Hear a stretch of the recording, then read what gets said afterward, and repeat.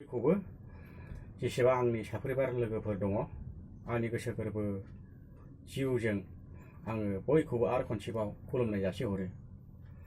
दानो लोगोफोर आङो डिउटियाव थाब्लाबो आङो भिडिअ खालामनाय जाबाय।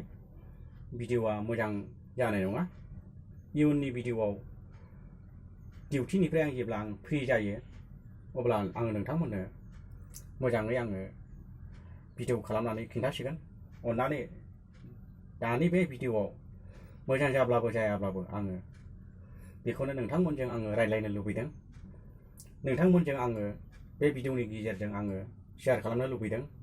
बेनिखायनो आङो दसे सम मोनब्लाबो आङो भिडिअखौ खालामनाय जाबाय।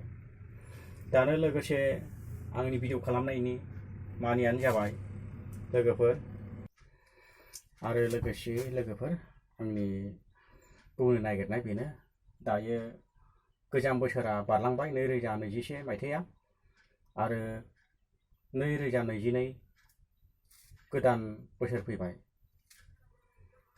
दानो बे 2020 मायथाइयाव माबायदि जागोन बोथोरफ्रा बेखौ मिथिला।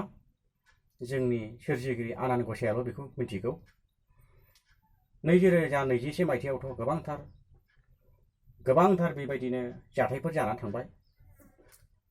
मोजांफोरब्लाबो गाज्रिब्लाबो 2021 मायथाइयाव गोबांथार प्रजेक्टफोर जानानै थांबाय।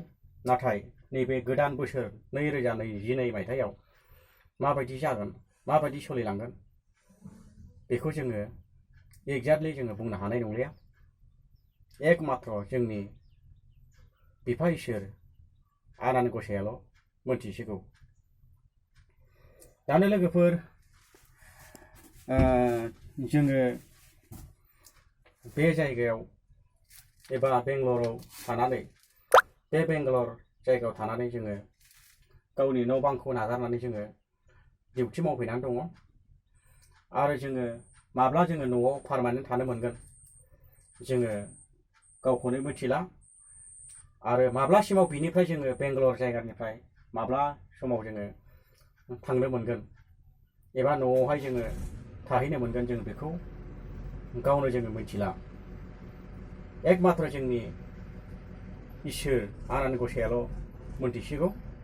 बेनिखायनो आरज गाबबाय आनान गसाइनाव जोंखौ आनान गसाया जेब्लाबो मोजाङै मोजां दोनगोन आरो मोजाङै मोजां जोंनि न'खरफोरखौ फेमिलिफोरखौ मोजाङै आदर खालामगोन होननानैहाय।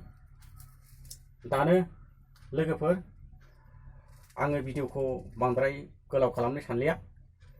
इयुननि भिडिअआव लोगो मोनसिगोन। गोजोन्थों।